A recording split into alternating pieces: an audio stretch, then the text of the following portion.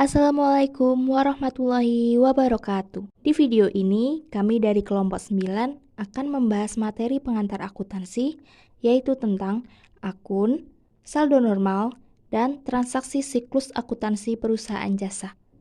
Kita langsung mulai saja videonya ya. Akun dalam akuntansi. Akun adalah alat untuk mencatat transaksi keuangan yang bersangkutan dengan aset, kewajiban, modal, pendapatan, dan beban. Akun berfungsi sebagai sumber informasi dalam operasi yang terjadi dalam perusahaan. Akun dibagi menjadi dua, yaitu akun real dan akun nominal. Akun real merupakan akun yang dilaporkan penyusun dalam laporan neraca, sedangkan akun nominal yaitu akun yang dilaporkan penyusun dari laporan laba rugi. Akun real terdiri dari 3 macam. Yang pertama aset atau harta, yang kedua liabilitas atau kewajiban, yang ketiga ekuitas atau modal.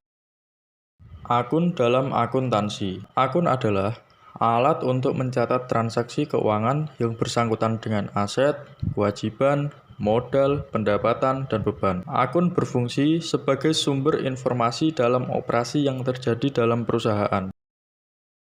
Double entry. Double entry adalah pencatatan ganda yang merupakan sebuah konsep transaksi di mana setiap transaksi di dalamnya akan melibatkan minimal 2 akun, yaitu entry debit dan entry kredit. Yang pertama, entry debit adalah pencatatan sistem akuntansi ketika terjadi kondisi di mana adanya pertambahan aset dan biaya serta penurunan liabilitas dan ekuitas dalam akuntansi. Akun debit akan berada di kolom kiri. Yang kedua adalah entry kredit. Entry kredit adalah sistem pencatatan akuntansi yang terjadi karena adanya tambahan liabilitas atau ekuitas atau adanya penurunan aset dan biaya. Kredit posisi kolomnya berada di sisi kanan dalam pembukuan akuntansi. Ini adalah aturan debit, kredit, dan saldo normal. Siklus akuntansi perusahaan jasa ada 3, pencatatan, pengintisarian, dan laporan keuangan. Pencatatan berisi analisis bukti transaksi keuangan, membuat jurnal umum, dan posting buku besar. Pengintisarian berisi pembuatan neraca saldo, jurnal penyesuaian, dan kertas kerja. Laporan keuangan berisi pembuatan neraca, laporan laba dan rugi, laporan perubahan ekuitas, dan laporan arus kas.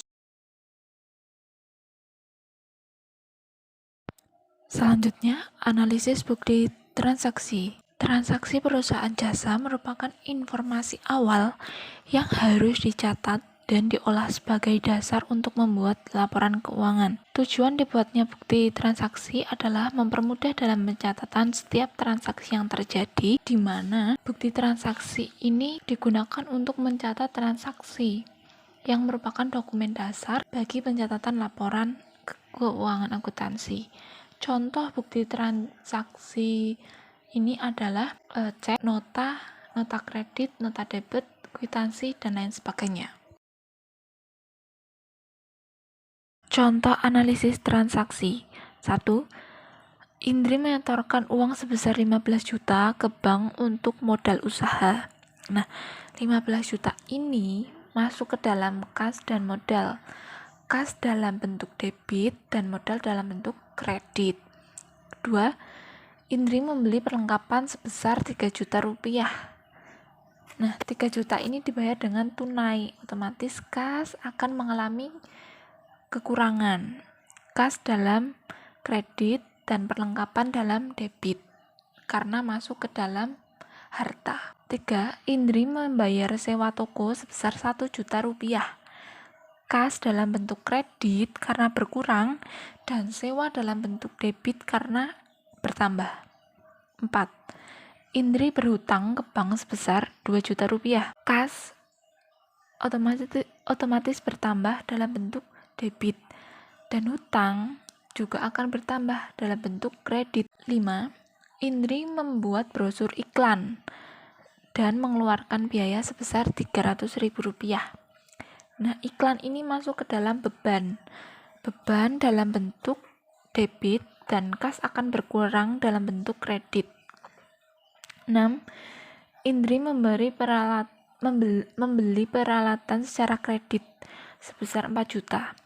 Peralatan akan bertambah dalam bentuk debit dan hutang juga akan bertambah dalam bentuk kredit. 7. Indri mengambil uang perusahaan sebesar 2 juta rupiah untuk mencukupi kebutuhannya yang dinamakan dengan prive. Nah, kasnya akan berkurang dalam bentuk kredit dan prive akan bertambah dalam bentuk debit.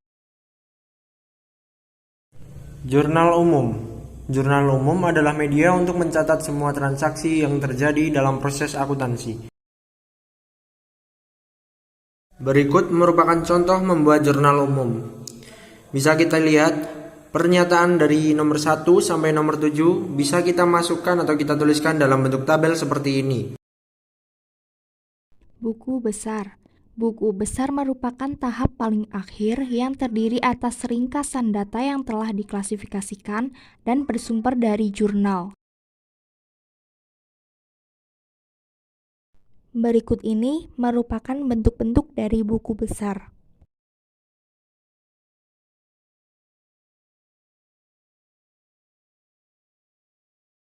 Dan untuk contoh buku besar dapat dilihat di bawah ini ya.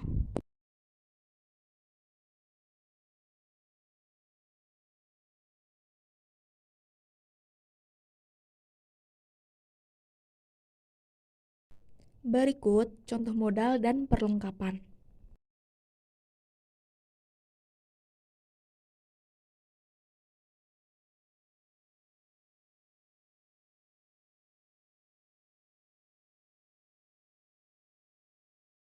Sekian video presentasi pembelajaran kali ini.